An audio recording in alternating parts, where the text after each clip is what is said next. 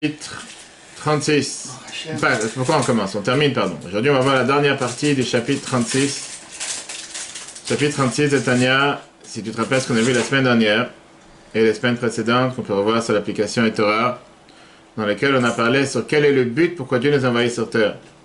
Qu'est-ce que nous faisons sur cette planète? Et on a compris l'importance de l'Neshama dans un corps, l'importance du fait qu'on est sur cette planète pour agir, pour travailler, pour remplir notre mission. On a vu que le but, c'est pas que l'Neshama elle reparte de la même manière qu'elle est arrivée sur Terre, parce que si c'est pour repartir de la même manière, c'est de la perte du temps.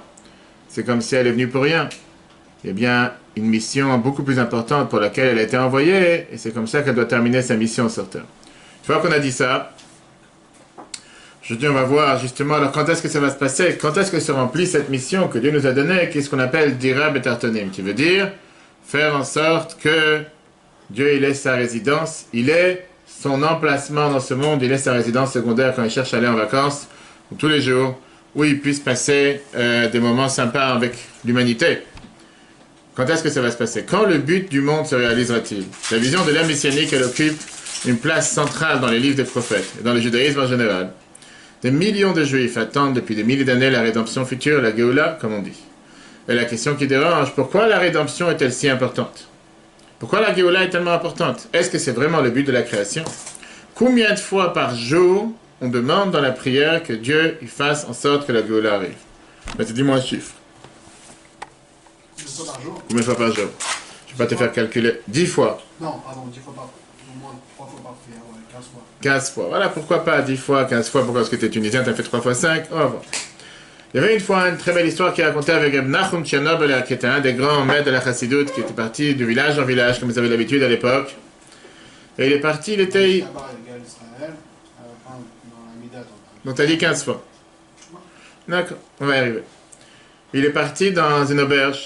Et comme il avait l'habitude à chaque fois, au milieu de la nuit, de se lever à Chatzot pour prier, demander à Dieu d'envoyer, verser, pleurer, verser son cœur, pleurer à Dieu pour les souffrances de l'exil, comme les tzadikim ont l'habitude de faire. Et malheureusement, cette fois-ci, quand il a dormi dans cette auberge, le patron de l'auberge, il n'était pas habitué à entendre quelqu'un qui pleure au milieu de la nuit. Il s'est réveillé. Il a eu peut-être que le lit s'est cassé, peut-être qu'il fait trop froid dans la chambre, peut-être que, je sais pas, il se sent mal, va savoir, il n'arrive pas à respirer. Il est parti le voir et il lui a demandé, monsieur le rabbin, qu'est-ce qui se passe? Pourquoi vous pleurez comme ça au milieu de la nuit? Peut-être la couverture n'est pas assez chaude, je sais pas. Rabbi Nachum lui explique avec des mots simples que je prie pour que la Géoula elle arrive. Que Dieu envoie la délivrance. Alors Nachum Tchernobyl il demande à ce juif en lui disant, est-ce que tu veux pas que Mashiach arrive? On va tous aller à Jérusalem, on va tous aller à Yerushalayim, ça va être merveilleux. Et ce paysan, cet fermier, il répond avec toute simplicité, il dit, il faut que je demande conseil à ma femme. Comme tout bon juif, avant de faire quoi que ce soit, il demande à sa femme. Après, à un certain moment, il revient et il dit, non, ma femme n'est pas d'accord. Il me dit, comment on va aller à Jérusalem? Comment on va tout laisser tomber ce qu'on a ici, les canards, les coqs, les poules, ce qu'ils nous donnent à manger? Qu'est-ce qu'on va faire? Comment on va les amener avec nous? Ça marche pas, ça rentre pas dans l'avion. Je ne sais pas s'il y avait des avions à l'époque. Alors, Nachum, il a compris de quelle langue il doit parler avec ce paysan. Et il lui dit, et qu'est-ce qu'il y a si les Cosaques vont venir? Ils vont tout détruire. Ils vont détruire votre ferme. Ils vont détruire tout ce que vous avez comme bien. Alors qu'à Jérusalem, on sera en paix, il y aura la tranquillité. Vous ne savez pas qu'est-ce qui se passe à Jérusalem aujourd'hui. Et il n'y aura aucune crainte, il n'y aura aucune peur. Alors, le cher paysan, il est reparti voir, il a dit, tu sais quoi? Il faut que je redemande à ma femme. Il revient juste après. Regarde ce qu'une femme juive répond. Elle dit, ma femme, elle a dit la chose suivante. Dis au rabbi qu'il prie que Mashiach arrive et qu'il emmène les Cosaques à Jérusalem. Enfin, qu'il nous laisse tranquille. D'accord? On apprend cette histoire que tu as deux types de personnes. Tu as des gens que quand tu parles de la Géoula, quand tu parles, le rabbi il en parlait tous les jours. Combien le rabbi, avec son humour, comme le rabbi parlait parfois que des gens ils tremblent quand tu leur dis Mashiach il arrive, ils ont trop peur. Pour eux, c'est que tu les déstabilises totalement. Qu'est-ce que ça veut dire Mashiach il arrive? Je vais tout perdre, j'ai plus mes repères, j'ai plus mon travail, j'ai plus mon lieu. C'est pas possible. Alors que c'est ce qu'on va voir aujourd'hui, la base fondamentale du judaïsme, on va voir pourquoi. D'autres personnes sont d'accord que Mashiach arrive. Ils veulent que Mashiach arrive. Ils prient tous les jours que Mashiach arrive. Mais jusqu'au business. Mashiach doit venir, mais tu sais quoi, quand on dit business, c'est business, c'est la même histoire qu'on rencontre à chaque fois. Quelqu'un qui dit, tu crois que Mashiach il arrive? Il dit, bien sûr, tous les jours je prie, Anima Amin, j'ai confiance que Mashiach il arrive. Il fait, donne-moi 50 000 euros après, je te rembourse que Mashiach il arrive. Il fait, laisse tomber. Il fait, qu'est-ce que laisse tomber? Tu crois que Mashiach il arrive? Je te rembourse aujourd'hui. Il a dit, croyance c'est croyance, business c'est business. Oui, je crois, mais quand ça arrive, business, on parle pas de ça, d'accord? Aujourd'hui, on va voir qu'est-ce que ça veut dire que... Aussi sur des services. Qu'est-ce que ça veut dire le Christ en est servi? Tu m'as dit que tu fais confiance que ma chère arrive, tu crois vraiment que ma chère il arrive aujourd'hui. Prête-moi 50 000 euros, je te rembourse que ma chère il arrive. C'est très simple, tu sais. Des astuces. C'est des astuces, ça veut dire non, c'est pas des astuces, je vais t'expliquer, monsieur. Ça veut dire jusqu'à où elle est ta croyance. C'est est-ce que tu y crois vraiment? Ouais, tu y crois, mais il ne faut pas que ça me dérange trop. Aujourd'hui, on va voir que la Géoula, pas seulement qu'elle ne va pas déranger ou dérégler notre vie, mais bien au contraire. Ce que la Mourazaken nous explique dans ses chapitres 36 et 37, qu'on verra la semaine prochaine, c'est comment pas seulement c'est une base fondamentale du judaïsme, mais c'est pas seulement un moyen et un but pour y arriver. Aujourd'hui, on vit tellement en mode déréglé, pas parce qu'il y a le corona. En mode déréglé, tout ce qu'on fait, c'est pas vrai, c'est faux. Ça n'a rien à voir avec ce qu'on aurait dû faire. Et c'est pour ça qu'une fois qu'on va comprendre qu'est-ce qui va se passer avec ces deux termes, la Géoula, la délivrance et la résurrection des morts, on va comprendre comment on ne peut pas vivre sans ça, comment on est obligé de l'avoir, comment... C'est la raison pour laquelle on la demande plus de 8760 fois par an. Est-ce que tu vois le décompte? Tout de suite voir le décompte. Tout de suite voir. Casse tout, casse tout, casse tout, casse, renverse tout, casse tout. La dernière fois, on a vu quel était le but. On a dit que le but, pourquoi Dieu nous a demandé d'envoyer la Neshama sur terre, c'était bien sûr pour pouvoir... Hein? Voilà, tu as tout compris. C'est de faire une Didbara Betartonim, de faire une résidence pour Dieu dans ce monde d'en bas. Alors la question, elle est quand est-ce qu'on arrive au but? Parce que quand tu as un projet, comme on a vu la dernière fois, c'est important d'abord de te donner l'objectif. Quand j'arrive à ce projet, quel est, qu'on appelle ça le cahier des charges? Quel est l'agenda? Quel est le programme? Parce qu'à ce moment-là, ce projet, il a un sens. Si tu dis, un jour, je vais, quand... Ça n'a pas marché. Tu dois te donner une date, te dire fixe. Quand est-ce concrètement ça va se mettre en place? Dans notre cas, le but, il a l'air tellement loin, tellement irréaliste, parce que le monde tel que l'on connaissons, tel que nous regardons le monde, il est tellement contre la divinité, tellement contre le fait que Dieu existe. Qu'est-ce que ça veut dire que Dieu réside dans ce monde? C'est vraiment dans un tel monde où tu vois tellement de mal et tellement de méchanceté, maladie, et tous ceux qui veulent voir les choses en noir, il ne manque pas quoi? Et ça veut dire que Dieu veut résider dans ce monde. Alors, ce terme messianique, ou ce qu'on a l'habitude d'appeler dans la Torah, Acharit Hayamim, pour certains, la fin des temps, c'est la finale. On va voir comment c'est la station, c'est la centrale. C'est ce qu'on appelle la gare principale, la destination à laquelle le monde doit arriver. On va voir aujourd'hui ces deux bases fondamentales de la Emouna. C'est pas pour rien que ça s'appelle des bases, des Yesodot à Emouna. Triat Ametim, résurrection des morts, et Yemot HaMashiach, la venue de Mashiach. Pourquoi ils prennent une place tellement importante dans le judaïsme, numéro 1? Pourquoi ils sont considérés comme des bases fondamentales de la croyance juive? Et on va voir cette révolution de manière de penser qui va nous éclairer que comme quoi la Géoula, la délivrance et la résurrection des morts, ça c'est ce que Dieu a cherché depuis le début de la création. C'est à ça que Dieu il a aspiré quand il a créé ce monde. Premier point qu'on va voir, comment la Géoula, comment la délivrance elle fait partie du but de la création. Deuxièmement, quand est-ce qu'il y a un pré-résidence, c'est-à-dire avant d'arriver au but final, est-ce qu'il y a un goût avant? On va y arriver. Et surtout, comment la Géoula, elle va toucher les nations du monde. Ça, on verra peut-être la semaine prochaine, je ne sais pas si on attend d'en arriver. D'abord, comme j'ai dit, on fait un simple calcul. Pour n'importe quel juif qui prie 3 fois par jour, combien de fois on mentionne dans la Tfila tous les jours et la Géoula, qui est sur la délivrance, et Triat, et Métier, et la résurrection des morts. Dans Shmona Esrei, dans une des Amidot qu'on fait une fois par jour, tu le fais 3 fois, on mentionne au moins 8 fois. 8 fois 3 égale 24. Ça, j'ai dit au moins parce qu'il y a encore beaucoup d'autres thèmes. Je parle maintenant en termes de bénédiction complète. Regarde, un tiers des bénédictions. Plus d'un tiers des bénédictions que nous avons. Mechaya Ametim, résurrection des morts. Goël Israël, qui va libérer le peuple juif. Mekabetz Nitre Israël, qui va rassembler les exilés, les égarés. Ashiva Shaftenu, qui va remettre en place nos tribunaux comme à l'époque. V'lerushalayim mircha v'rachamim tashuv, reviens dans ta ville de Jérusalem. On en tient 5.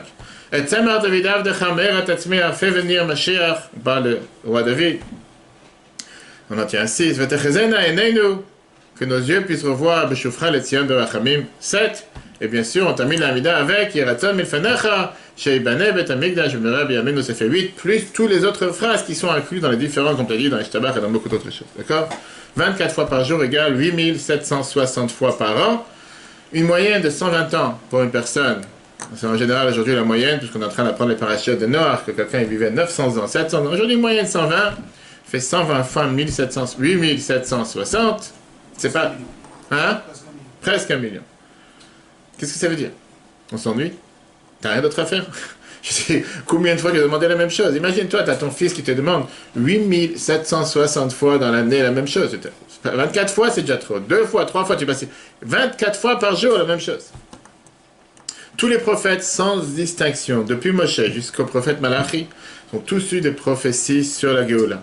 Depuis des milliers d'années, c'est pas seulement depuis les derniers 1950, depuis environ qu'on a perdu le deuxième temple. Même avant, c'est pas quelque chose qui a été à cause du fait qu'on a perdu le deuxième temple. Des millions de juifs, ils attendent la Géoula. On voit dans les livres, et c'est le fait pourquoi Rambam, Maïmonide, l'a inclus parmi 2 fondamentaux sur les 13 fondamentaux de la base de croyance juive. Dans la Torah, tu as 613 commandements. Mais Rambam n'a pas mis aucune mitzvah dans les 13 fondamentaux de la croyance juive. Il n'y a pas de mitzvah dedans. Pourquoi? Parce que quand tu parles d'un fondement, d'une fondation, un yesod, d'une base, c'est sur laquelle se tient tout le bâtiment. En 2 mots, s'il n'y a pas la base, tout le bâtiment il tombe. Les 613 commandements, c'est le bâtiment. C'est l'édifice. Mais eux, ce bâtiment se tient sur un socle qui s'appelle les 13 fondements, les 13 fondations. Sans ces fondations, il n'y a pas de judaïsme. Si tu n'as pas ces bases fondamentales, que je crois qu'il y a qu'un Dieu, que je crois qu'il n'y a pas d'autre Dieu, bref, les 13, ça ne marche pas. Et parmi ces 13, tu as le fait de croire que Mashiach arrive, croire de la venue de Mashiach, comme Rambam lui-même écrit, tout celui qui ne croit pas ou qui n'attend pas la venue de Mashiach, pas seulement qui renie ou qui est un renégat sur une base de la Torah, mais renie toute la Torah, comme s'il renie tout, et la résurrection des morts. Alors pourquoi c'est tellement central? Qu'est-ce qui se passe si je me débrouillais sans là, si j'ai pas envie de croire en Mashiach? Laisse-moi tranquille, j'y crois pas. C'est une simple fiction, comme certains disent.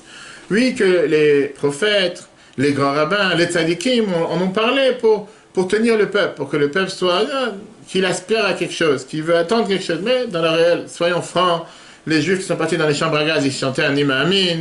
Ceux qui ont souffert à travers toute l'histoire et parlaient d'un hymne à Amin. Ça c'est une belle histoire, une belle chanson. Sois réaliste, terre à terre, arrête avec tes bêtises, arrête de me faire croire des choses qui n'ont jamais existé. Aujourd'hui, on a tous les médecins possibles pour guérir toutes les maladies. Heureusement qu'il y a le corona aujourd'hui. Comment ça a fait en sorte que les gens ont tellement pris conscience que les scientifiques ne sont pas forcément ceux qui connaissent tout. Parce que jusqu'au corona, s'imaginer qu'on n'a plus besoin de Dieu, on n'a plus besoin de prier ni quoi que ce soit. Dans le monde, il n'y a pas de guerre, tout va bien. Dans la banque, les comptes ils sont remplis à bloc. Qu'est-ce que j'ai besoin d'avoir la Géoula? Qu'est-ce que j'ai besoin d'avoir la délivrance?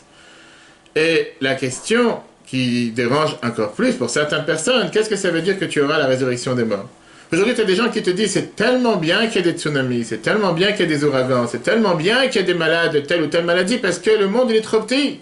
Il y a trop de population sur Terre. Il faut s'en débarrasser de quelques centaines de milliers, voire de plus. Voilà un peu comment les gens y pensent en 2020. Et la Torah ne pense pas comme ça. La Torah elle pense que justement on prie tous les jours qu'il y ait la résurrection des morts qui veut dire que chaque instant, tous nos parents, nos grands-parents, nos arrière-grands-parents, 10 générations en arrière, qu'aujourd'hui on va se revoir avec Abraham, Yitzhak et Yaakov. Et les gens disent mais t'es fou. Où tu vas mettre de cette population? Il n'y a pas d'endroit où les mettre, c'est pas possible. On va faire tous en bateau, on va être sur la mer. Pour ça, il faut comprendre ce qu'on dit dans le Chadodi. Le Chadodi qu'on a l'habitude de dire tous les vendredis soirs, on dit une fameuse phrase par Shlomo Alkabetz, sauf Maaseh b'machashava trila. Qu'est-ce que ça veut dire sauf Maaseh b'machashava trila? Que la finalité de l'action dépend de la pensée préalable que tu as eue. Le sens simple est parlons business. Parlons business, c'est que pour n'importe quelle chose réussisse dans la vie, tu dois d'abord le planifier, tu dois le mettre en plan dans ta tête, après le mettre en plan sur papier, et c'est ce que les Chachamim nous disent. Et Chacham einav v'rosho, quelqu'un qui est intelligent, il a ses yeux dans sa tête, pas sur la tête, c'est pas le sujet, on verra un autre cours dessus. Ou bien la Mishnah, pardon, qui te dit, Eizeu Chacham aroe et anolad. Qui est l'intelligent, celui qui voit le futur? Une fois que tu planifies les choses de la manière la plus minutieuse possible, et que tu as un plan d'action, à ce moment-là, tu peux commencer à agir. Hier, on a mis le plan d'action sur la nouvelle série de cours des lois de Shabbat. Au début du cours, j'ai élaboré les plans des 10 prochains cours. Et une vision de ce que tu vas faire, qu'est-ce que tu vas enseigner, qu'est-ce que tu vas apprendre. C'est pas juste, je décide sur l'instant, sur le moment, j'ouvre un livre et un plan. Et une fois que tu as un plan, tu dois t'efforcer à mettre ce plan en action. Viens la Chassidoute. La Chassidoute, elle dit que c'est beaucoup plus loin que ça, dans la vie de tous les jours. Parce qu'on fait tous beaucoup de choses tous les jours. Comment je sais quel est le motif, ou bien le leitmotiv, ou bien la pulsion? Qu'est-ce qui fait en sorte que je mette en action le plan que j'ai eu dans la tête? Pour ça, je dois voir quelle est la finalité de l'action. Quelle est la station finale? Quelle est la gare centrale? Si la station finale, elle est apte au plan préalable, je sais que j'ai suivi le plan que j'avais au départ. Avant de continuer, une phrase que l'Arabie répétait plusieurs fois. Rabbi il a inversé l'explication de Sof Maaseh B'Machashava Trila en disant que d'où je sais que la pensée que tu as eue, c'était une bonne action, c'était une bonne pensée quand il y a eu l'action qui a suivi. Mais si c'était une pensée qui n'a pas eu d'action derrière, laisse tomber. C'est la différence qu'on appelle dans le monde, dans le jargon d'aujourd'hui, entre le but et le moyen. Le but répond le plan principal, le plan préalable que tu as eu. Et le but, il est toujours à la fin. Le moyen, en hébreu, moyen, c'est comme au milieu, même si en français, c'est pas vraiment le même mot, mais en hébreu, c'est la même chose qu'en hébreu. Le moyen, c'est un emtsaï, qui veut dire aussi emtsa, le milieu. Je veux dire, c'est tout ce qui se passe en attendant qui vont m'amener au but. Au moment où je suis arrivé au but, j'ai plus besoin de continuer, parce que j'ai déjà atteint le but. Maintenant, pour savoir quel est le motif qui me fait arriver au but, je dois d'abord savoir quelle est la station finale, où je vais en arriver, qu'est-ce que je cherche à faire. Dans la pensée même, il y a un début et une fin. Dans l'action, il y a aussi un début et une fin. Quand on te dit, sauf maaseh, la fin de l'action dépend du début de la pensée, on veut te dire que la dernière étape de l'action, c'est en réalité ce qu'il y a eu au départ dans ta pensée. Et puisqu'on parle de dira betartanim, qui veut dire un édifice que Dieu a cherché à avoir dans ce monde ici-bas, prenons un exemple, comment on construit une maison dans la vie de tous les jours. Quand tu construis une maison, il y a des centaines d'étapes jusqu'à ce que la maison soit prête. Tu as d'abord l'idée de la vision que tu as, comment créer cette maison. Après, tu parles avec des proches sur le caractère de la maison. Après, tu prends une dessinatrice intérieure, un architecte extérieur. Tu vas d'abord préparer les plans, tu vas recevoir les autorisations de la mairie, tu vas aller voir un architecte, tu vas aller voir un constructeur, un promoteur, et tu vas commencer à recevoir des devis. Tout ça, ça fait partie de quoi? De la pensée. Après, ça commence les étapes de l'action. Quelle est l'action? Les tracteurs qui commencent à égaliser le terrain. Après, tu as les ouvriers qui commencent à construire. Après, tu as ceux qui vont venir, les personnes professionnelles. Un, il va faire la plomberie, l'autre va faire l'électricité, l'autre va faire la peinture, chacun son domaine. Après ça, une fois que c'est fini, tu reçois l'autorisation de pouvoir entrer dans la maison. Et à la fin, tu rentres dans la maison et tu fais l'inauguration, et finalement tu rentres dans la maison. On peut parfois se perdre parce qu'il y a tellement d'étapes, sans pas forcément donner l'importance à l'étape finale. Mais quand tu regardes ça de manière différente, tu comprends que l'étape finale est sauf maaseh, le moment où tu finalement rentres dans la maison et tu fais l'inauguration de la maison, c'est ce que tu avais pensé au départ. Ça, c'est ce qu'on appelle ce qui était B'Machashava Trila, qui était tout au départ, avant même que tu aies fait quoi que ce soit. Ce qui veut dire la photo préalable que tu as envisagé, dans quelle maison tu veux vivre et comment tu vas te sentir dans cette maison, c'est ça qui a engendré tout ce processus qui a commencé depuis la pensée jusqu'à l'action, et c'est pour ça que tu as fait toutes ces étapes jusqu'à ce que tu es arrivé à la finalité. Si tu n'aurais pas pensé à ça au départ, tu n'aurais pas agi de cette manière, tu n'aurais pas planifié de cette manière, tu n'aurais jamais pu arriver à la finale qui est rentrer dans cette maison, inaugurer cette maison. Maintenant qu'on a compris comment ça fonctionne pour un humain, on va voir que ça fonctionne exactement de la même chose par rapport à Dieu, comme c'est que la Torah nous dit que c'est comme ça, puisque les choses se passent comme ça spirituellement, c'est pour ça que dans le monde, matériellement, les choses se passent de la même manière. Le but, pourquoi Dieu a créé le monde, c'était, on a dit tout à l'heure, on a vu du Tantroum à la semaine dernière, et que le Zohar nous ramène le fait que c'était pour avoir une dira betartanim, une résidence dans ce monde ici-bas. Mais la réalité, elle est que c'est quelque chose qui est tellement incompréhensible, quelque chose qui est inenvisageable. Parce que là, on parle de Dieu qui est spirituel, que ça veut dire que Dieu veut résider dans un monde bas. Alors comment et quand est-ce qu'on va voir cette finalité du plan se mettre en application? D'après ce qu'on vient de dire, sauf maaseh b'machashava trila, qui veut dire que la fin de l'action dépend de ce que tu as pensé tout au départ. Maintenant, on peut comprendre que d'abord, il y a un plan à l'action. Numéro 1. Pas comme les gens qui pensent que le monde c'est une jungle. Non, Dieu, il a eu un plan clair et net. Comme on a commencé, on a parlé de ça longuement dans le cours national, dans le parasha Bereshit, on peut revoir sur le cours sur l'application Torah, parce que c'est toujours en coïncidence par providence divine, les cours de Tanya et la paracha. On a vu comment Dieu, depuis le départ qu'il a créé le monde, il avait déjà un plan final, il savait exactement où il va en arriver. C'était pas juste, je crée, on verra ensuite qu'est-ce qu'on va faire. Puisque si tu construis comme ça une maison, on t'est garanti d'atterrir nulle part. Tu vas jamais pouvoir faire quoi que ce soit. Très bien. Maintenant que Dieu il avait son plan final, et le plan final, c'était le but pour lequel il a créé le monde, il y a toutes ces étapes qui sont au milieu. Quel est le plan final? Quelle est la fin du monde? Quelle est l'ère messianique? Le Maboul qu'il a avec le Maboul. Nous. Très bien. Alors, encore une fois, c'était, on me dit la copie avant l'original. D'accord? Peut-être que le but était qu'il ne se passe pas de la manière comment ça s'est passé. Malheureusement, les gens n'ont pas agi comme il fallait agir. D'accord? C'est comme si je te dis parfois, c'est très simple, dans une maison c'est la même chose. Tu viens de construire un mur, j'ai eu plusieurs exemples ici avec Travail et dans les autres endroits, que tu construis un mur et tu arrêtes, mais qu'est-ce que vous êtes en train de faire? Le mur ne doit pas être ça, il doit être à 5 cm de décalage. S'il est ici, c'est pas bon. Automatiquement, en plein milieu du mur, ils doivent le décaler, ou ils doivent le casser, ou recommencer. Pareil avec le calage qu'on avait une fois avec Rabat, que le jour où ils ont commencé à mettre le calage autour du puits, ils se sont trompés, ils n'ont pas amené les calages clairs, ils ont amené des calages noirs. Je me dis, d'où vous avez sorti ça? C'est parce qu'on a prévu. Je me dis, c'est dans la commande, on a 16 employés, qu'est-ce qu'ils connaissent? Eux, ils ne sont pas dans la tête de l'architecte ni quoi que ce soit. On leur a livré un carton de calage. Et ce qu'ils ont mis, j'ai dit, non, mais si vous arrêtez tout de suite, c'est pas ce qu'on a prévu. Il fallait faire venir l'architecte, bref, et ils se sont rendus compte qu'ils sont trompés de commande. Mais si j'aurais pas remarqué, je serais venu 3 semaines plus tard. Tout aurait été collé, il faudrait tout casser. Là, il fallait juste décoller. Ça peut s'arriver. Quelle est la fin du monde? Quelle est la finalité? La finalité, les prophètes nous disent que la fin du monde, c'est la Géoula et Triat Hametim. Et là, on doit ramener cette parenthèse qu'on a parlé, je pense, la semaine dernière, je ne sais pas si c'était dans ce cours, le fameux débat qu'il y a entre Rambam, Maïmonide, et Ramban, Nachmanide, Rabbi Moshe ben Nachman. Est-ce que la Géoula, ça sera des âmes dans des corps? Je crois que c'était dans le cours de Tania, je ne me rappelle pas. Ou bien des âmes sans corps. Rambam, c'est un grand débat qu'il y a parmi les grands du peuple juif. Rambam, il vient et te dit, Maïmonide, il te dit que le Olam Haba, c'est quoi le monde futur? C'est un monde spirituel, un monde de Neshamot sans corps. Que lui, il va venir après la résurrection des morts. Donc la finalité, c'est quoi? Plus de corps, que des âmes. Ramban, Nachmanide te fixe, non, le monde futur, c'est dans le monde ici, Olam Hazeh, c'est dans ce monde. Quand il y aura la résurrection des morts, la Kabbale et la Chassidoute sont tout à fait d'accord avec Ramban, et la majorité des décisionnaires prennent l'avis de Ramban Nachmanide que la résurrection des morts, c'est la destination finale, qui veut dire que la finalité de pourquoi Dieu a créé le monde, c'est d'être dans ce monde ici-bas, une âme dans un corps. Maintenant, d'où vient cette machloket? D'où vient ce débat? Parce que la Gemara Sanhedrin te dit Kol Israël yesh lahem chelek leolam haba.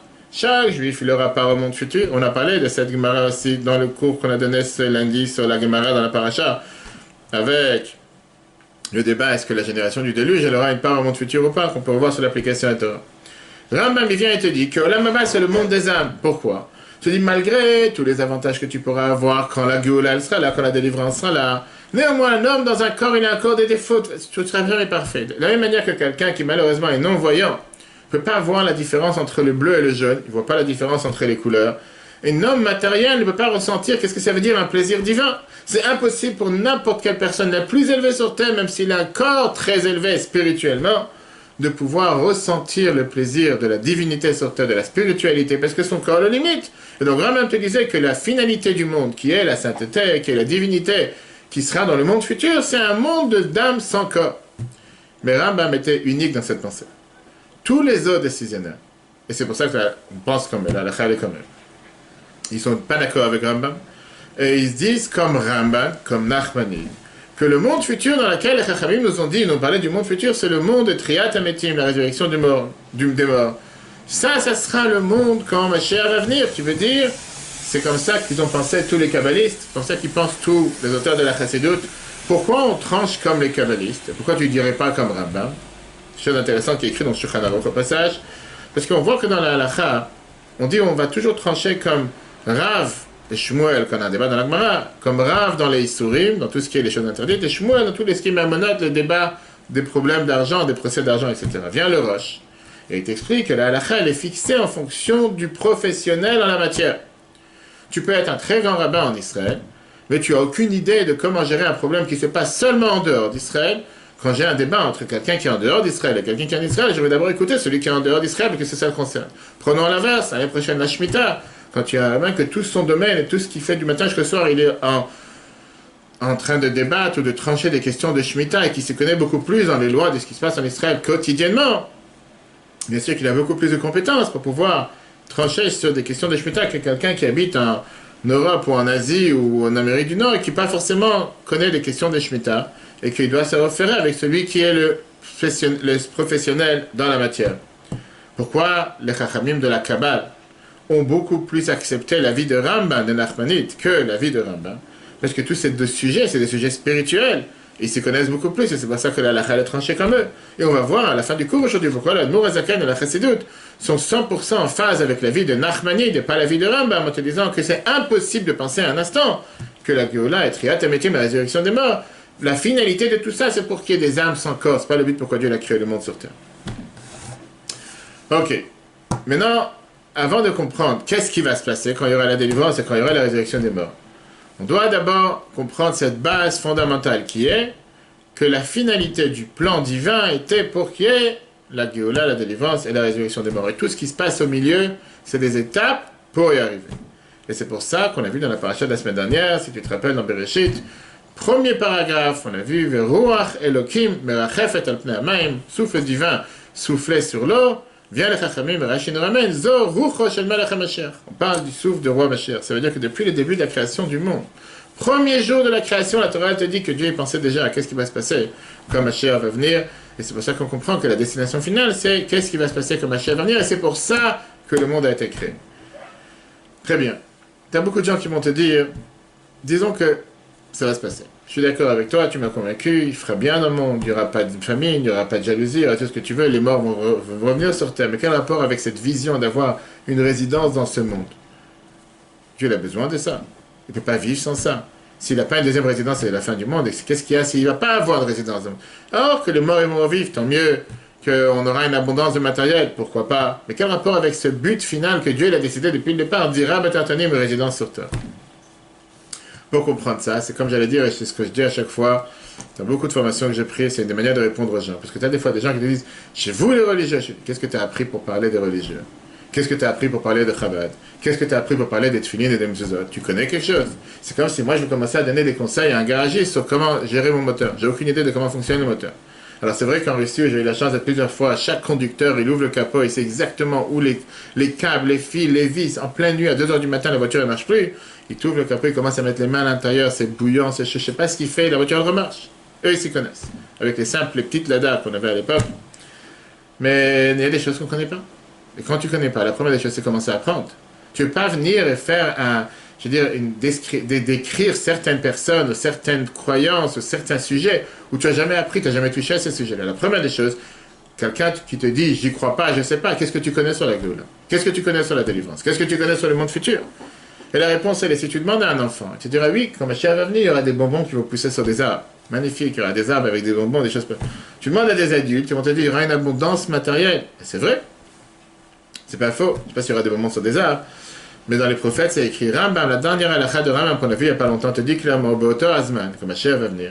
Lo yesham, lo rav, il n'y aura pas de famine. Lo milchama, il n'y aura pas de guerre. Lo kina vetacharut, il n'y aura pas de jalousie, de compétition. Atovat, il y aura le bien en abondance. V'chol ha'ma'adanim metuyim kafar, et tous les plaisirs se trouveront autant que la poussière. Tu n'as même pas besoin de diamants par terre, toi. Dubaï, tout ce que tu veux sur terre. Tu n'as pas besoin de te prendre la tête. Les prophètes te rajoutent en te disant qu'il y aura la paix. Comme il y avait dans l'Arche de Noé, la paracha de cette semaine, le loup vivra avec le mouton, le tigre ou la panthère avec la brebis, il n'y aura pas de souffrance, il n'y aura pas de maladie, Dieu va éradiquer la mort éternellement, Dieu va effacer les larmes des gens, tu auras les plantations qui vont pousser très très rapidement, à peine en un jour, tu as planté quelque chose le matin, le soir, tu as déjà tes tomates, tes concombres, tes poivrons, tes arbres, à savoir, en 2 mots, la vie sera parfaite. Mais est-ce que ça, c'est la Géoula? Est-ce que ça, c'est ce qu'on attend? Comme les gens te disent, Mashiach va venir, il y aura le shoraba, il y aura ces fameux taureaux qui avec un goût particulier, que tu auras le plat, le plateau, comme Mashiach sera là, tu auras le yaina mishumar, ce vin qui est gardé depuis le début de la création du monde. Ce n'est pas les vins qu'on te vend à l'aéroport à 80 000 € la bouteille, qui durent depuis 100 ans. Parle, c'est des milliers d'années. Est-ce que c'est pour ça qu'on attend que Mashiach arrive? Tout ça, ce sont les symptômes de la délivrance. Aujourd'hui, on est très dans les asymptomatiques ou symptomatiques. Ça, c'est les symptômes. La Géoula elle-même, ça sera le dévoilement divin. Rambam te dit dans la même halakha, qu'est-ce qu'on fera alors si tu auras tout en abondance, tout le matériel, il n'y a rien, tu n'arrives pas à te prendre la tête. Le but du monde entier sera la da'at Hashem bilvad, connaître Dieu, comprendre Dieu. Là, c'est de comprendre la sagesse de Dieu, la divinité sur terre. Le fichach et Rambam termine. Yiyu Israël chachamim dalim, le peuple juif sera des grands érudits. V'yodim dvarim astumim, on connaîtra les choses cachées, les secrets de la Torah. V'yasigu da'at baram kefiko achadam. C'est la dernière halakha de Rambam avec laquelle on termine à chaque fois. Qui vont comprendre qu'est-ce que Dieu il veut d'eux, mais avec la notion humaine. C'est pas des choses que des fois tu dis, je ne comprends pas qu'est-ce que Dieu il attend de moi, quelle est ma mission sur terre. Comme c'est écrit, que la terre sera pleine de connaissances de Dieu, comme l'eau qui recouvre la mer. Prenons tous les prophètes. Tous les prophètes qui te parlent sur le dévoilement divin qu'il y aura quand il y aura la Géoula. Te disent la fameuse phrase qu'on dit tous les jours dans la prière, je te dis, ça ne fait pas partie des 8 bénédictions. Ce jour-là, Dieu il sera un, son nom sera un. La gloire de Dieu va se dévoiler et que chacun va pouvoir voir Dieu avec ses yeux. Bref, c'est sans fin. Toute la prière, Toutes les études, tout parle que de ça. L'idée, elle est que comme Mashiach va venir, il y aura ce voile qu'il y a aujourd'hui sur la divinité. Ce qui se passe sur terre aujourd'hui, qu'on ne voit pas forcément Dieu. Là, on va pouvoir le voir, on verra comment Dieu c'est quelque chose de réel, c'est pas juste quelque chose qu'on y pense. On pourra le voir avec nos yeux. Au moment où tu dis chez Akol, tu verras la parole de Dieu qui va vivre telle et telle chose que tu es en train de manger. Alors qu'aujourd'hui, ce qui se passe, c'est qu'on voit les lois de la nature, et ça, c'est ce qui nous paraît réel à nos yeux. Une entité totalement indépendante de Dieu. Comme Mashiach va venir, on va pouvoir voir comment toutes ces lois de la nature se tiennent et maintiennent seulement grâce à la force de Dieu. Et comment on va voir que les gens n'ont aucune autre existence que de vouloir faire la volonté de Dieu. Et ça sera ce que les Chachamim ont dit. Qu'il n'y aura pas une seule personne qui ne voudra pas vouloir faire la volonté de Dieu. Ce sera impossible, pas que tu seras un contre-cœur. Comme on l'a expliqué longuement dans le cours des lois de Shabbat qu'on a commencé hier, que beaucoup de gens, quand tu parles de Shabbat, égale contrainte. Première des choses qu'ils pensent, j'ai pas le droit. C'est l'enfer. On a commencé à développer hier le fait que Shabbat, à part le fait qu'il y a certaines choses qu'on ne peut pas faire de la même manière qu'on fait toute la semaine, il y a beaucoup d'autres choses qu'on doit faire. Il n'y a pas que des contraintes. Mais comme Mashiach va venir, tu n'auras pas tous ces problèmes. Comme Mashiach va venir, ça sera d'office, chacun cherchera et voudra faire ce que Dieu il attend de lui. Pas seulement que le matériel ne va pas faire du tort, pas seulement que le matériel ne va pas repousser la divinité, mais au contraire, on verra comment le monde exprime la divinité à travers le matériel. Et là, on rejoint ce qu'on a dit tout à l'heure, pourquoi la Chassidut et la Kabbale et tout le monde ont repris la vie de Nachmanide, que oui, la finalité, c'est pas d'avoir des âmes sans corps, mais d'avoir des âmes dans un corps. Parce que la Chassidut explique le verset qui te dit, Veraou kol basar, chaque chair va pouvoir voir, on va voir avec nos yeux comment Dieu fait vivre le monde à chaque instant. Comme c'est écrit dans les prophètes, Even mikir tizak, une pierre va crier du mur, va ressentir la divinité. C'est eux-mêmes qui vont parler de la divinité. À ce moment-là, automatiquement, les symptômes qui seront dus à cette finalité, ça sera ce qu'on a dit tout à l'heure, la jalousie, la haine, les guerres, que tout ça vient de l'orgueil ou du fait qu'une personne est tellement égoïste, qu'il ne se supporte pas les uns les autres, ça va disparaître. Parce que dans un monde de divinité, il n'y a plus de place pour ces choses-là. Les souffrances, les maladies, problèmes financiers, les différents problèmes que quelqu'un peut rencontrer, c'est un déréglage du fait qu'on ne ressent pas l'abondance divine qui est sur terre. Mais quand on va pouvoir avoir la divinité avec nos propres yeux, tout ça va disparaître. Le temple sera construit. Le peuple juif va se réunir en Israël. La divinité sera là avec nos propres yeux, contrairement à aujourd'hui, qu'on peut faire seulement une petite partie des mitzvot, 200 environ sur 613, alors qu'au temps de la Géoula, on pourra faire les 613 commandements réels. Et c'est pour ça que je te dis qu'aujourd'hui, on vit en mode pas seulement déréglé, pas seulement on vit dans un mode déréglé, mais on vit surtout dans une situation dans laquelle on ne fait pas ce qu'on doit faire. On est loin du compte, pas seulement qu'on est loin du compte, il y a beaucoup de choses qu'on aurait dû faire, qu'on ne fait pas. Et donc quand aujourd'hui tu me dis, mais j'ai envie de fêter les fêtes, bien sûr tu as fêté les fêtes, mais en mode totalement déréglé, en mode totalement pas normal. Parce que si ma chère aurait été là, s'il serait là, avait été là, merci, il n'y a pas de... Bref, j'ai oublié. Si ma chère avait été là, il n'y aurait pas eu... On n'aurait pas fait ce qu'on a fait, ni Kippour, ni Rosh Hashanah, ça aurait été totalement différent, ça serait totalement différent. Quand tu comprends tout ça, tu comprends maintenant pourquoi la Géoula, pourquoi la délivrance, c'est une base fondamentale du judaïsme. Sans ça, les 613 commandements ne sont pas parfaits. Numéro 1. Numéro 2, c'est l'accomplissement final de la première pensée avec laquelle Dieu a cherché à créer le monde, d'avoir une résidence dans ce monde. Alors ça, c'est numéro 1. Ça, c'est par rapport à la délivrance en général.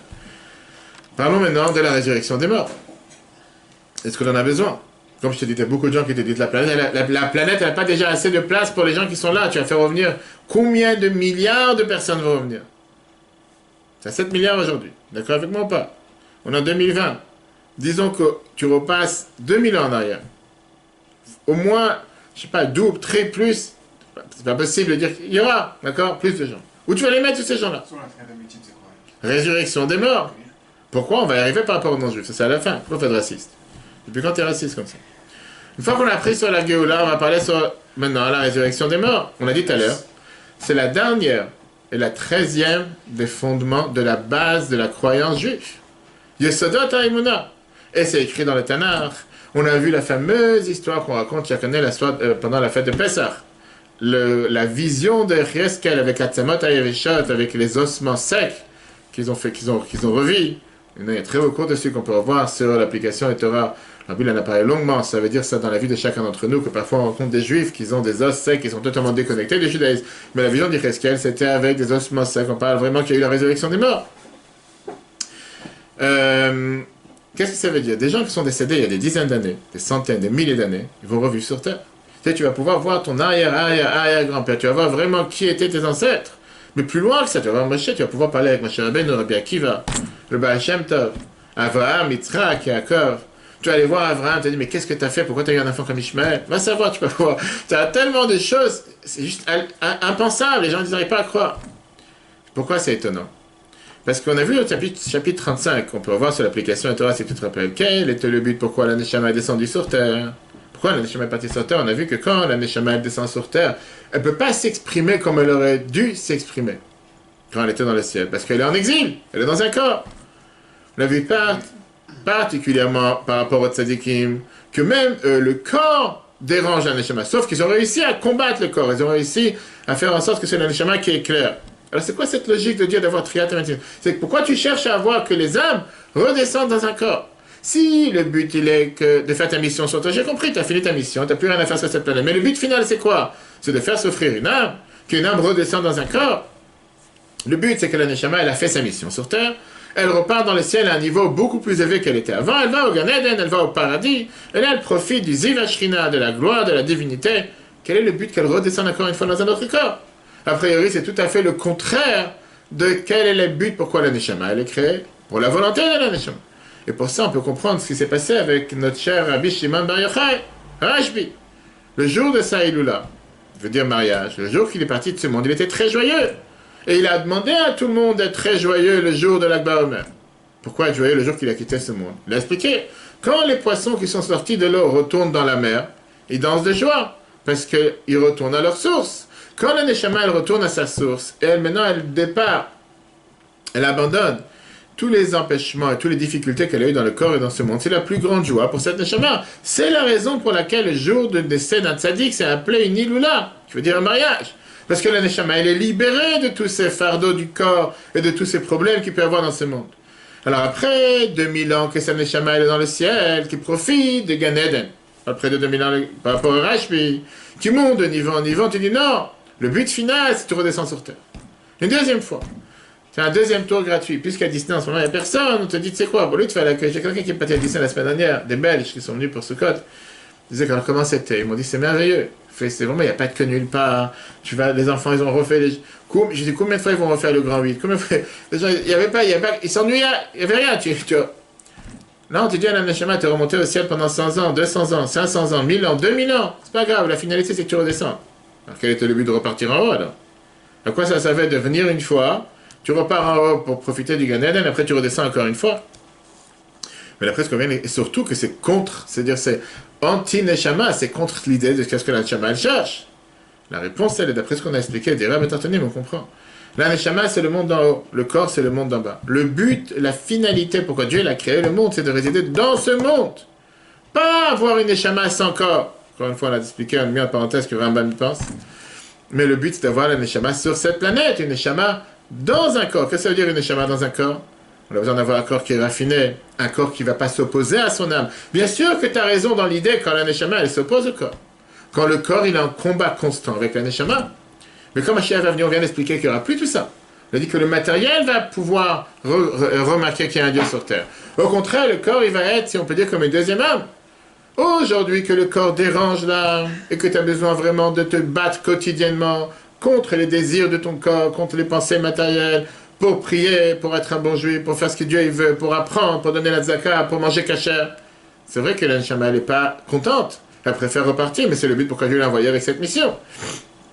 Mais quand il y aura la résurrection des morts, et à ce moment-là, il n'y aura plus ce corps qui va se battre contre cette âme, parce que le corps existera, sauf qu'il sera là d'une manière qu'il est en phase avec la Neshama. Il pense et il veut exactement la même chose. C'est la perfection. Et ça, c'est ce qui sera comme un cher salat. Regardons comment dans le prochain dernier paragraphe du chapitre 36, la Noazaken il te met cette base en te disant que le but de la création va se réaliser avec la Géoula et la résurrection des morts. Mais ça, c'est le but préalable pourquoi Dieu a créé le monde. Et il rajoute que quand est-ce qu'on va recevoir cette récompense? Dans le 7e millénaire dans lequel nous nous trouvons en ce moment. Parce que il te dit que le jour de la venue de Mashiach et la résurrection des morts, c'est pas juste un salaire et une récompense par rapport à ce qu'on a fait aujourd'hui. Mais c'est la perfection même de la création du monde qu'on a commencé la semaine dernière dans Bereshit. La récompense, c'est en plus.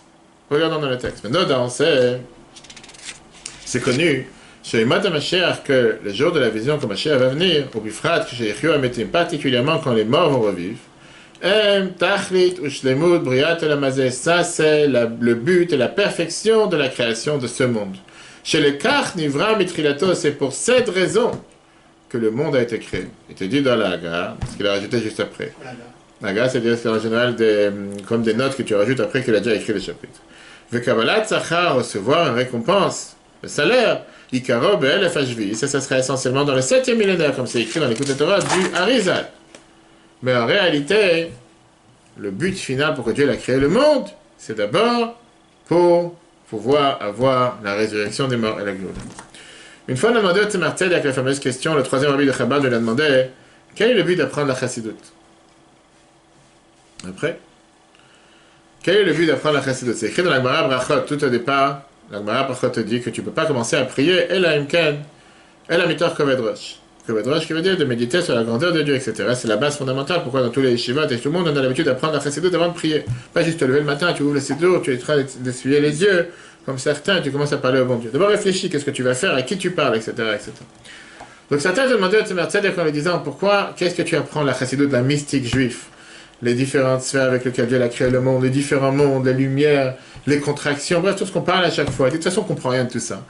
Nous, on est des gens matériels. Nous, on comprend c'est quoi un steak, c'est quoi des frites. Qu'est-ce que tu me parles commencer à parler des choses spirituelles qu'on ne comprend rien. De l'autre côté, quand Mashiach va venir, tu me dis que tout ça, ça sera dévoilé. On va pouvoir le comprendre, on va pouvoir l'avoir. Même celui qui l'a jamais appris. Donc en attendant, quel est le but de comprendre la Chassidut, d'apprendre la Chassidut? Le mot, le Tzemar Tzedek, il a répondu avec un mot. Mais toute la différence, elle est dans le aha. Qu'est-ce que ça veut dire cette chanson? Ils n'ont pas compris. Il a dit, il a expliqué comme ça. Il fait quand tu entends ton ami qui parle à 10 mètres, ou tu entends derrière le mur, tu comprends des demi-mots. Tu ne comprends pas toute la situation. Mais quand il vient et te raconte l'histoire, tu dis, ah, maintenant je comprends ce que tu étais en train de parler. C'est exactement la même chose. Aujourd'hui, on comprend des demi-mots. C'est vrai, parce qu'aujourd'hui, on ne voit pas la divinité sur terre. On te dit qu'il y a Dieu dans la pomme, il y a Dieu dans la parole, il y a Dieu dans le manger, il y a Dieu dans le bureau. Mais tu ne le vois pas, tu sais pas de quoi. Tu te dis, oui, il y a et tu y crois. Quand Mashiach va venir, là, tu vas aller voir. Non, que tu l'as appris. Tu te dis, mais non, je comprends tout ce que j'ai appris pendant que j'étais en exil. Ça, c'est la différence. Alors que celui qui ne l'aura pas appris, il sera, comme on dit, un coq devant des humains. On dit pour les caparottes, il y a le frère un adage en yiddish qu'on dit, ne sois pas comme un coq devant des humains. Tu sais, tu es avec le coq dans la main pour faire les caparottes, il te regarde avec des yeux, tu ne sais pas ce qui se passe. Le pauvre, il ne sait pas que dans quelques minutes, il ne sera plus là. Dans le moment de la Géoula, on aura la délivrance, on aura le dévoilement de Dieu final. Sauf que pour ça, il faut une préparation. Et la préparation, c'est comme on l'a dit tout à l'heure, c'est à travers, on a vu ça aussi dans le cours la dernière fois, si tu te rappelles, à travers le fait que nous faisons Torah et Mitzvot aujourd'hui. Ça, c'est le haha qu'on va pouvoir dire quand Mashiach va venir. Et pour reprendre l'exemple d'une maison, on voit ça sur Ponto régulièrement tous les jours. Dès qu'on te détruit un pavillon qui date depuis 50 ans, 80 ans pour mettre un bâtiment de 3 étages, tu as toujours ce qu'on appelle la maison type, ou la maison exemplaire, comme on appelle ça en bon français, un appartement modèle, ou comment on dit ça? Bref, un appartement modèle. En deux mots, tu as le pavillon, il existe vraiment comme il est réellement. On va te construire maintenant 50 pavillons, 30 pavillons sur ce terrain, et tu as le pavillon modèle qui est juste à côté. Tu viens voir le pavillon, les matières, comment ça va être construit, etc. Pourquoi? Parce que, est-ce que ça va faire en sorte que la personne va décider? Peut-être. Mais quand tu veux construire un projet quelconque, avant même que les pavillons sont prêts, on te prépare au moins un appartement, un endroit, pour que tu vois comment les différents appartements ils ont l'air à la fin. Ça permet aux clients potentiels d'avoir une idée, d'acheter. Et c'est exactement l'idée qu'ils vont se faire de ce pavillon qui va leur donner une idée de comment aura l'air, comment ça aura l'air le pavillon final, quand tous les projets vont être construits, etc. Maintenant, quand quelqu'un il vient et il te propose ce pavillon ou cet appartement modèle, et il montre les détails aux employés ou aux acheteurs, en général, il a aussi une maquette. Dans la maquette, et c'est ce qu'on voit dans tous ces petits bungalows qui te mettent partout, avec la maquette du projet final. Et dans la maquette du projet final, qu'est-ce qui se passe dans cette maquette? Tu vois tous les emplacements, tu vois tous les pavillons, tu vois même les arbres, tu vois même les petits messieurs qui sont en train de marcher, tu vois même les enfants avec les poussettes. Vraiment, c'est tellement bien fait. J'ai dit, mais waouh, à l'éveil, j'ai dit, je pense toujours que si les gens, une fois qu'ils déménagent, ils vont revoir la maquette, ils vont qu'il n'y a pas forcément une grande ressemblance. C'est plus ou moins la même chose. C'est pas... J'ai dit plusieurs fois, j'ai un ami en Israël qui a déménagé en Netanya il y a quelques années. On lui avait promis sur les salons et cubes, je sais pas, en France, on avait promis un appartement au bord de la mer à Netanya, je te promets, etc. Il a vu sur les plans, c'est magnifique, il y avait la mer décorée, il y avait même les vagues, tu pouvais voir. Et le pavillon me dit, il a acheté aveuglément, sans poser. Au bord de la mer à Netanya, c'est magnifique, etc. Un an et demi après, il a reçu les clés. Il m'a dit, maintenant, je vais aller le voir en réel. Il me dit, c'était ni la mer, ni proche de la mer. C'était peut-être 100, 200 mètres plus loin, il y avait des autres tours de vent, va savoir, n'importe quoi. Il était tellement dégoûté qu'il a cherché à le vendre. Il était bloqué avec pendant 2-3 ans. Après ça, il a pris un autre appartement. Bref, à l'israélienne, comme on dit. Pour pas insulter les Israéliens qui nous regardent. Mais il m'a dit, mais ça n'a rien à voir. C'est vraiment aucun rapport. Il fait, qu'est-ce qu'il y a? En attendant, le plan, il a bougé, la mer s'est rapprochée. Bref, on lui a vendu quelque chose. Qu'est-ce que ça veut dire alors par ça que tu proposes cette maquette où tu vois le but final, ça donne la possibilité aux gens de comprendre où tu vas en arriver, qu'est-ce que tu vas faire. Malgré que ce plan final duquel pourquoi Dieu il a mis le monde, il a créé le monde, sera seulement quand Mashiach va venir, néanmoins, Dieu il est sympa avec nous et il nous a donné ce qu'on appelle un appartement modèle. À la place d'attendre seulement la finalité de quand tout va se passer comme il faut, quand Mashiach sera là, il a préféré te dire, tu sais quoi, tu as d'abord un appartement modèle que tu l'as en attendant aujourd'hui. Quel est cet appartement modèle que Dieu nous a donné tous les jours? C'était le don de la Torah. Matan Torah, c'était l'appartement modèle, d'où on le sait. Dans le Chumash Dvarim qu'on a lu il n'y a pas longtemps, qu'on a fini Sifra Torah, Dieu, Moshe Rabbeinu dit au peuple juif, Ata oreta lada, toi tu nous as montré, qui Hashem ou Elohim, que Dieu est notre Dieu, Edom Milvado, il n'y a rien à part Dieu. Au moment où on a reçu la Torah, on a vu avec nos yeux ce dévoilement divin et le fait qu'il n'y a rien à part Dieu, c'était vraiment la finalité du monde. On a vu qu'est-ce que ça veut dire, d'Ira Betartonim, d'avoir une résidence dans ce monde ici-bas. Où on a vu ça à Matan Torah. Après, on a seulement entendu les commandements, les 10 commandements, on a entendu la parole de Dieu. On n'a pas vu que toute la divinité. La réponse, elle est dans le son de Matan Torah. Qu'est-ce qui s'est passé à l'époque? Quand Dieu il a parlé, d'où on l'a entendu? Le verset, la Torah te dit, V'chol ha'am ro'im et akolot. Le monde, le peuple, a vu les voix. Qu'est-ce que ça veut dire, a vu les voix? Les Chachamim nous disent, ro'im et anishma. On a vu ce qu'on entendait. N'importe quel endroit où les Juifs tournaient leurs yeux pour regarder, ils entendaient la voix qui sortait, comme c'est écrit dans la Torah, que Dieu nous a fait entendre sa voix du ciel, et sur la terre, il a montré son grand feu, on a entendu ses paroles à travers le feu. Tu veux dire, d'un côté, la voix est arrivée du ciel, de l'autre côté, on te dit que la voix est arrivée de la terre. Mais n'importe quel endroit où on tournait, on dit qu'il n'y avait pas d'écho, on entendait la voix de Dieu d'une manière comme si c'était quelque chose qui était tellement proche. C'est pas juste quelque chose de lointain, comme t'entends ce boom qu'il y a eu là pas longtemps avec l'avion, quelque chose que tu sais pas d'où il sort. Non, c'était quelque chose de réel. A priori, quel est le but de ce miracle? Qu'est-ce que Dieu devait faire un tel miracle? Comme si Dieu a mis des haut-parleurs, il a pris la société d'événementiel la plus performante du monde pour nous mettre un son que tu vas entendre des 4 coins où tu te tournes, tu entends exactement le même son. Qu'est-ce qu'il avait besoin d'un miracle pareil? Pourquoi Dieu devait faire un tel miracle? Le Zohar, il vient et te dit quelque chose d'intéressant. Là, il n'y avait pas un endroit duquel Dieu ne parlait pas. Au moment du Matan Torah, au moment du don de la Torah, il y a 2448 ans, en 2448, pardon, il y a 3331 ans, le monde, il y avait tout ce voile, toute cette enveloppe avec lequel, qui cachait sur la divinité, s'est dévoilé. Et ça, c'est ce qu'on dit dans la prière, Malek Haaretz Kevodo. Le monde était rempli de la gloire de Dieu. Le monde était la divinité. Donc quand Dieu, il parlait quoi que ce soit, le monde entier, c'était les haut-parleurs de Dieu. Le monde entier criait la divinité.